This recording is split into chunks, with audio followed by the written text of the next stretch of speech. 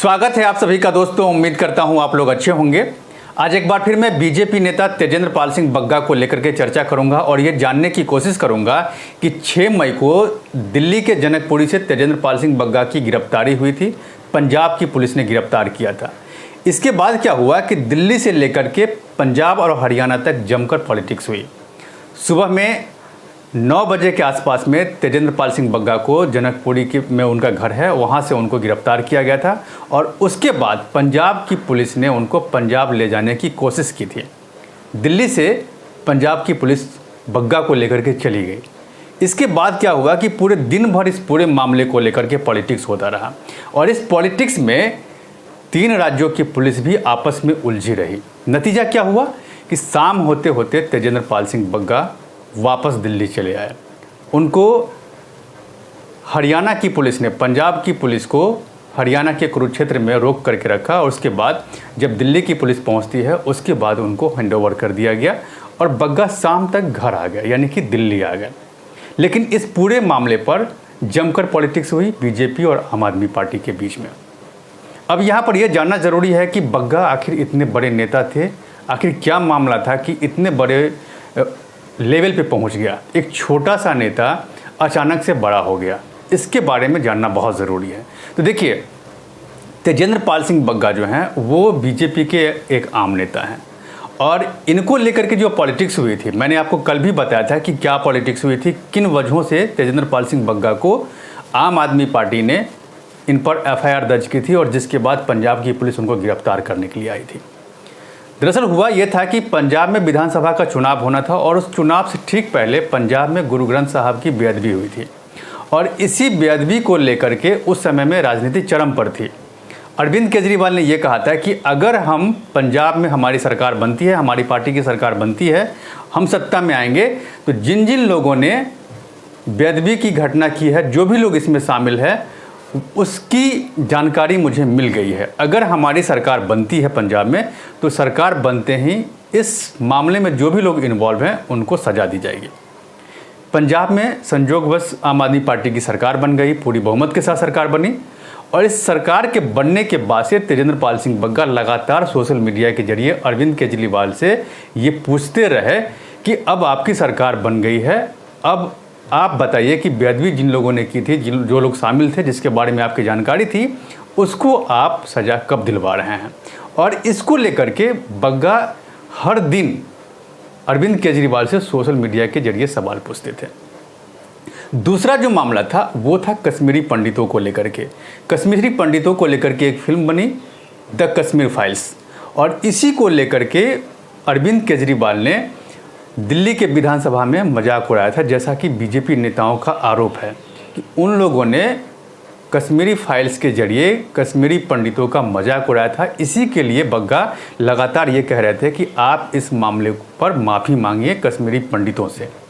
यही 2 मामला था और इसी 2 मामले को लेकर के लगातार बग्गा आम आदमी पार्टी से, यानी कि अरविंद केजरीवाल से, हर दिन सोशल मीडिया के जरिए आप ये कह रहे थे कि आप इस मामले में माफ़ी मांगिए और जो लोग बेअदबी की घटना में शामिल थे उनको सज़ा दिलाइए। ये बात लगातार बग्गा पूछ रहे थे और इसी को लेकर के क्या हुआ कि पंजाब में कई जगह बग्गा के खिलाफ में FIR दर्ज हो गई और वहाँ पर FIR दर्ज ये हुई। आम आदमी पार्टी का ये आरोप है कि बग्गा 2 समुदायों के बीच में दंगा फैलाने की साजिश रच रहे थे। इसी के आरोप में उनको वहाँ पर उनके खिलाफ FIR दर्ज की थी और इसी को लेकर के बग्गा को कल गिरफ्तार किया गया था। अब देखिए कि जो बग्गा घर आ गए हैं और बग्गा इस पूरे मामले पे क्या कर रहे हैं, इसके बाद इस चर्चा को आगे बढ़ाएंगे। ज्यादा ताकत से लड़ रही थी और हमारे हौसले अब और भी बुलंद हुए हैं और मैं उनको चुनौती देना चाहता हूँ। अगर वो सोचते हैं कि FIR से ये हमें रोक देंगे कि जो ग्रुप उन्होंने वादा किया था चुनाव के अंदर कि अगर वो सत्ता में आते हैं तो उन लोगों को, दोषियों को 24 घंटे के अंदर जेल में भेजेंगे जिन्होंने गुरु ग्रंथ साहब जी की बेइज्जती की थी।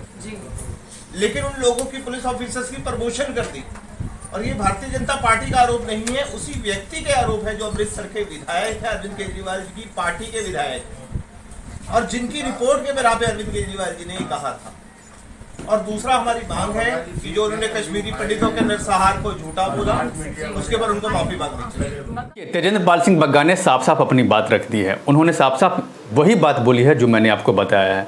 सोशल मीडिया के जरिए वो लगातार इसकी अरविंद केजरीवाल की सरकार से वो सवाल पूछ रहे थे और इसी को लेकर के अरविंद केजरीवाल ने उनके खिलाफ गिरफ्तारी की वारंट जारी करवाई थी। और अरविंद केजरीवाल पे बीजेपी ने आरोप भी लगाया है कि पहले वो लगातार कहते रहते कि हमारे पास पुलिस नहीं है, अगर पुलिस होती तो हम जो भी लोग इस तरह का काम करते हैं उनके खिलाफ हम कार्रवाई करते। और नतीजा ये देखिए कि अभी पंजाब में उनके हाथ में, यानी कि उनकी एक सरकार बन गई और सरकार बनने के कारण क्या हुआ कि एक स्टेट की पुलिस जो है उनके अंडर में है, तो अब वो उसका गलत इस्तेमाल कर रहे हैं। तो ये बात बीजेपी लगातार आम आदमी पार्टी पे लगाती रही है और उसका सीधा उदाहरण, ताज़ा उदाहरण जो है वो बग्गा के मामले में देखने को भी मिल रहा है।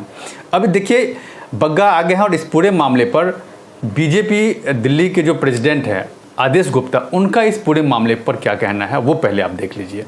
आज केजरीवाल से पूछ रहा हूं कि आपकी गुंडागर्दी इतनी बढ़ गई है कि अगर आपसे भारतीय जनता पार्टी का कोई कार्यकर्ता सवाल पूछेगा कि गुरु गोविंद साहब की बेअदबी करने वालों को सजा दो, आपने कहा 24 घंटे के अंदर देंगे, तो आप इतना बौखला जाएंगे, इतनी गुंडागर्दी दिखाएंगे और कि आप बग्गा को गिरफ्तार करेंगे, उनके पिताजी के साथ मारपीट कराएंगे, उनके मुंह में कपड़ा ठूसा जाएगा। ये किसी भी कीमत पे गुंडागर्दी बर्दाश्त नहीं की जाएगी और ईंट का जवाब पत्थर से देंगे भारतीय जनता पार्टी के कार्यकर्ता। आदेश गुप्ता भी सीधा सीधा अरविंद केजरीवाल पर आरोप लगा रहे हैं कि पंजाब पुलिस का अरविंद केजरीवाल दुरुपयोग कर रहे हैं।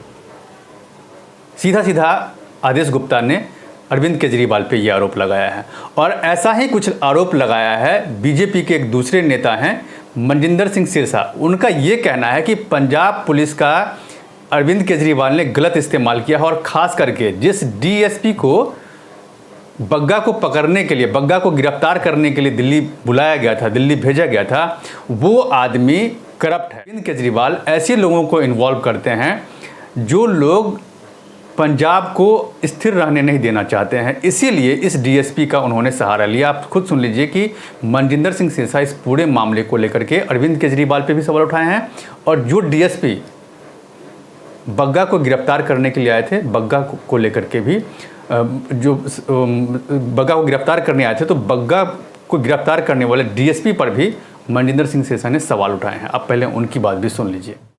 जो डीएसपी कल तेजिंदर बग्गा को अरेस्ट करने के लिए आया, जिसको अरविंद केजरीवाल जी ने इस काम का जुम्मा सौंपा, आप जानते वो कौन है?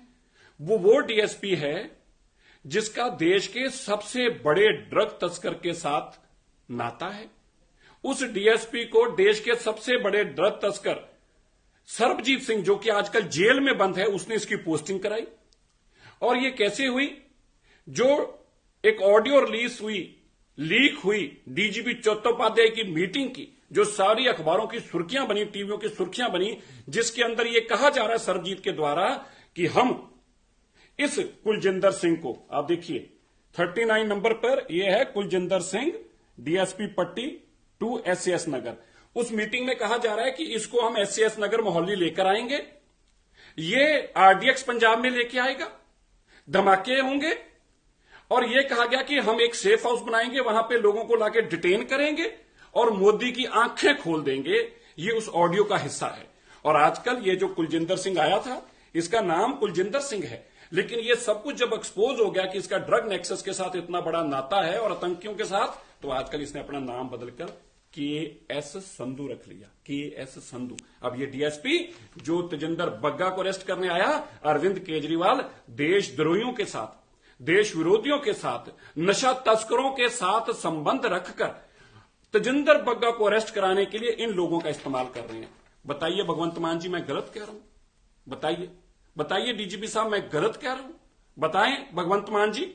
अरविंद केजरीवाल जी से पूछें क्यों 10 तस्करों के साथ उनका वास्ता है, क्यों जो लोग आरडीएक्स आना चाहते थे उनके साथ वास्ता है। और मैं गलत हूं, तुम मेरे को आज टीवी पे आके जवाब दो, मेरे पास कार्रवाई करो अगर मैं गलत हूं। मैं सच बोल रहा हूं, तुम आतंकियों का साथ दे रहे हो, ड्रग तस्करों का साथ दे रहे हो अरविंद केजरीवाल। आपने बीजेपी के दोनों नेताओं की बात आपने सुनी और बग्गा ने जो आरोप लगाया है वो भी आपने सुन लिया।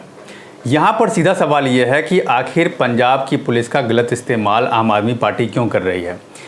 आम आदमी पार्टी जिस तरह का काम कर रही है, जिस तरह का जो आरोप उन पे लगा है, बीजेपी का साफ साफ ये कहना है कि अभी पंजाब में हाल में एक हिंसा की घटना हुई थी खालिस्तानी को लेकर के, और उसमें जो लोग इन्वॉल्व हैं उनको पकड़ने के बजाय एक ऐसे आदमी को गिरफ्तार करने के लिए आम आदमी पार्टी भेज रही है जिसका कोई बहुत बड़ा हिंसा से कोई संबंध नहीं है। वो सिर्फ सोशल मीडिया के जरिए दिल्ली के सीएम से, दिल्ली के जो मुखिया हैं उनसे वो सवाल कर रहा है, और सिर्फ इस बात को लेकर के इसको परेशान किया जा रहा है ताकि पंजाब में जो अभी हिंसा हुई है उस हिंसा पर चर्चा बंद हो जाए। इसी को लेकर के आम आदमी पार्टी गलत इस्तेमाल कर रही है। और देखिए, इस पूरे मामले को लेकर के 6 मई को यानी कि कल भी और आज भी बीजेपी के जो तमाम नेता हैं वो दिल्ली बीजेपी के अध्यक्ष आदेश गुप्ता के नेतृत्व में क्या किया उन्होंने कि आम आदमी पार्टी के दफ्तर पर जाकर के जमकर प्रदर्शन किया है। तो देखिए, कहीं ना कहीं क्या है कि स्टेट पुलिस इस राजनीति में उलझ गई है, और इसमें 3 स्टेट की पुलिस उलझ गई, दिल्ली, हरियाणा और पंजाब की पुलिस उलझ गई है। ये मामला अभी ख़त्म नहीं हुआ है, ये मामला भी चलेगा, कोर्ट तक मामला गया हुआ है। और दूसरी बात यह है कि इस तरह से अगर कोई भी राज्य की सरकार अगर पुलिस का बेजा इस्तेमाल करती है तो इसका नुकसान होगा।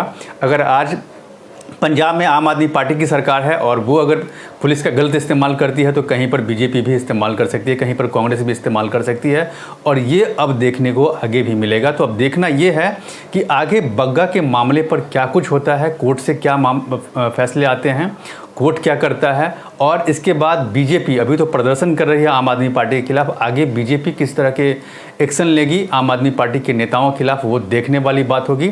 और इस पूरे मामले पर मेरी नज़र बनी हुई है, आप कहीं भी मत जाइए, आप मेरे साथ बने रहिए।